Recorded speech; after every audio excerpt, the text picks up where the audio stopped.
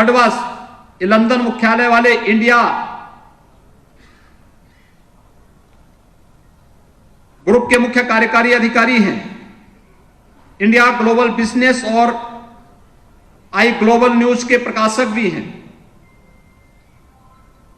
नंदन नीलेकणी, ये इंफोसिस के चेयरमैन और सह संस्थापक हैं। श्री नृपेंद्र मिश्रा जी, ये वरिष्ठ प्रशासनिक अधिकारी हैं और वर्तमान प्रधानमंत्री जी के पूर्व प्रधान सचिव रहे हैं और वर्तमान में श्री राम जन्मभूमि मंदिर ट्रस्ट के निर्माण समिति के अध्यक्ष भी हैं। श्री प्रदीप गुप्ता, ये भारत के प्रमुख चुनाव विज्ञानी और एक्सेस माई इंडिया के संस्थापक हैं। पीवी सिंधु, ये भारत की प्रमुख बैडमिंटन खिलाड़ी हैं। इन्होंने ओलंपिक में 2 ओलंपिक पदक सिल्वर और ब्रॉन्ज इन्होंने जीते हैं। सदगुरु ईसा फाउंडेशन के संस्थापक, इन्होंने अपना लेख लिखा है। डॉक्टर शमिका रवि, ये ऑब्जर्वर रिसर्च फाउंडेशन के आर्थिक नीति के उपाध्यक्ष हैं। सुश्री शोभना कामिनेनी, ये अपोलो हॉस्पिटल ग्रुप के डायरेक्टर हैं।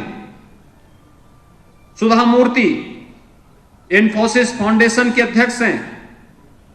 सुरजीत भल्ला, ये भारत, बांग्लादेश, भूटान और श्रीलंका के लिए IMF के कार्यकारी निदेशक हैं। डॉक्टर एस जयशंकर, ये वर्तमान में भारत के विदेश मंत्री हैं और कई देशों में भारत के राजदूत के रूप में एक वरिष्ठ राजनयिक भी हैं, काम किए हैं। उदय कोटक, ये कोटक महिंद्रा बैंक के संस्थापक और CEO हैं। डॉक्टर वी अनंत नागेश्वरन, ये भारत सरकार में वित्त मंत्रालय के प्रमुख आर्थिक सलाहकार हैं। इन सभी ने प्रधानमंत्री मोदी जी के नेतृत्व में या प्रधानमंत्री मोदी जी की नीतियों से देश और दुनिया पर क्या प्रभाव पड़ा है, उसको बहुत नजदीक से अनुभव किया है। हर एक फील्ड में, अलग अलग फील्ड से जुड़े हुए इन महानुभावों ने अपने आलेख लिखे हैं और इसमें प्रस्तावना लिखी है भारत रत्न सुश्री लता मंगेशकर जी ने।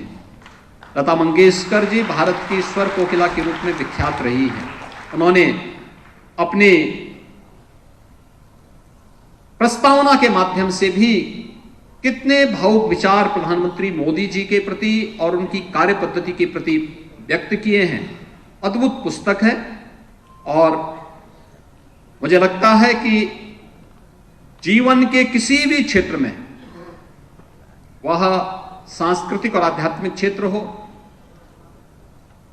वह शिक्षा का हो, स्वास्थ्य का हो, प्रशासन का हो,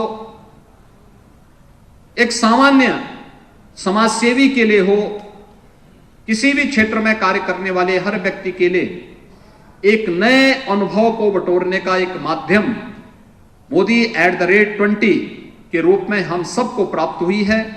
मैं इसके प्रकाशकों को, आलेख देने वाले महानुभावों को हृदय से धन्यवाद देता हूं और प्रस्तावना जिन्होंने यहां पर लिखी थी, इसके इंग्लिश वर्जन में लिखी थी, सुश्री लता मंगेशकर जी आज हमारे बीच में नहीं है।